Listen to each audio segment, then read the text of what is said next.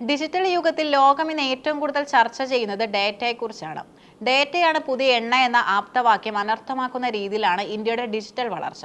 ലോകത്തെ ഏറ്റവും കൂടുതൽ ഇന്റർനെറ്റ് ഉപഭോക്താക്കളുള്ള രണ്ടാമത്തെ രാജ്യവും ഏറ്റവും കുറഞ്ഞ നിരക്കിൽ ഡേറ്റ ലഭ്യമാകുന്ന രാജ്യവും ഇന്ന് ഇന്ത്യയാണ്. ഈ ഒരു സാഹചര്യത്തിൽ ഇന്ത്യയിലെ ഡേറ്റ ഉപഭോഗം, അതിൽ നിന്ന് സർക്കാരിന് ലഭിക്കാവുന്ന നികുതി വരുമാന സാധ്യതകളും വിശകലനം ചെയ്യുന്നത് കൗതുകകരമാണ്.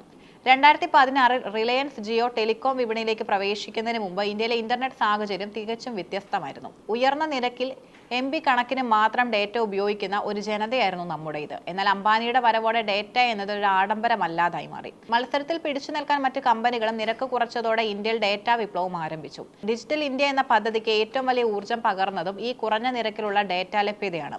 ഇന്ന് നഗരങ്ങളെന്നോ ഗ്രാമങ്ങളെന്നോ വ്യത്യാസമില്ലാതെ ഇന്റർനെറ്റ് പടർന്ന് പന്തലിച്ചിരിക്കുന്നു. ടെലികോം റെഗുലേറ്ററി അതോറിറ്റി ഓഫ് ഇന്ത്യയുടെ 2026 ഏറ്റവും പുതിയ റിപ്പോർട്ടുകൾ പ്രകാരം ഇന്ത്യയിലെ ഡേറ്റ ഉപഭോഗം വിസ്മയിപ്പിക്കുന്നതാണ്.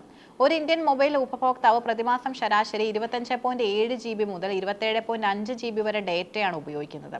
ഇന്ത്യയിൽ ഏകദേശം 95 കോടി മുതൽ 100 കോടി വരെ സജീവ ഇന്റർനെറ്റ് ഉപഭോക്താക്കളുണ്ട്.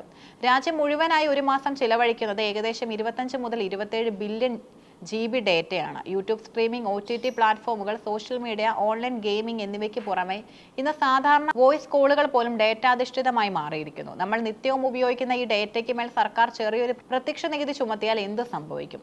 1 GB ഡേറ്റയ്ക്ക് കേവലം ₹1 മാത്രമാണ് നികുതിയായി സർക്കാർ ഈടാക്കുന്നതെന്ന് കരുതുക. നിലവിലെ ഉപഭോഗം വെച്ച് കണക്കാക്കിയാൽ ലഭിക്കുന്ന തുക ഇങ്ങനെയാണ്. 25.5 ബില്യൺ GB ഡേറ്റയിൽ നിന്ന് ₹1 വീതം കണക്കാക്കിയാൽ മാസത്തിൽ 22,500 കോടി രൂപ സർക്കാരിന് ലഭിക്കും. ഇത് ഒരു വർഷത്തേക്ക് കണക്കാക്കുമ്പോൾ ഏകദേശം 2.7 ലക്ഷം കോടി രൂപ എന്ന ബൃഹത്തായ സംഖ്യയിലെത്തുന്നു. ഈ തുകയുടെ മൂല്യം മനസ്സിലാക്കാൻ ചില താരതമ്യങ്ങൾ നോക്കാം. ഇന്ത്യയുടെ ആകെ പ്രതിരോധ ബഡ്ജറ്റിൽ 60% വരും ഇത്. ഗ്രാമീണ വികസന മന്ത്രാലയത്തിന്റെ ആകെ ബഡ്ജറ്റിനേക്കാളും മഹാത്മാഗാന്ധി തൊഴിലുറപ്പ് പദ്ധതിയുടെ വാർഷിക ചിലവിനേക്കാളും വളരെ കൂടുതലാണ് ഈ തുക. നിലവിൽ ടെലികോം മേഖലയിൽ നിന്ന് ലഭിക്കുന്ന GST വരുമാനത്തിന്റെ ഇരട്ടിയിലധികം വരും ഇത്. സാമ്പത്തികമായി ഇത് വലിയൊരു സാധ്യതയാണെങ്കിലും പ്രായോഗികമായി ഇത് നടപ്പിലാക്കുന്നത് അത്ര എളുപ്പമല്ല. അതിന് ചില പ്രധാന തടസ്സങ്ങളുണ്ട്. നിലവിൽ 1 GB ഡേറ്റയ്ക്ക് ഏകദേശം 8-9 രൂപയാണ് കമ്പനികൾ ഈടാക്കുന്നത്. ഇതിനൊപ്പം ₹1 നികുതി കൂടി ചേർത്താൽ നിരക്കിൽ 11 മുതൽ 13% വരെ വർധനവുണ്ടാകും. ഇത് സാധാരണക്കാരുടെ ഇന്റർനെറ്റ് ഉപഭോഗത്തെ ബാധിക്കും.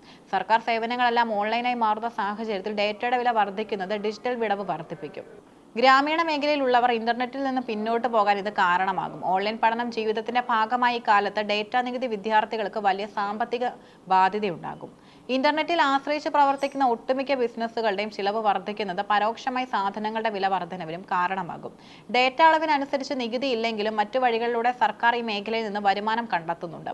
നമ്മൾ നൽകുന്ന മൊബൈൽ ബില്ലുകളിൽ 18% GST അടങ്ങുന്നുണ്ട്. കൂടാതെ സ്പെക്ട്രം ലേലം, ലൈസൻസ് ഫീസ്, സ്പെക്ട്രം യൂസേജ് ചാർജുകൾ എന്നിവയിലൂടെ വൻതുക സർക്കാരിലേക്ക് എത്തുന്നു. കേരളത്തിലെ പല വികസിത രാജ്യങ്ങളിലും ഇന്ത്യയേക്കാൾ 10 ഇരട്ടി വരെ വിലയിലാണ് ഡേറ്റ വിൽക്കപ്പെടുന്നത്.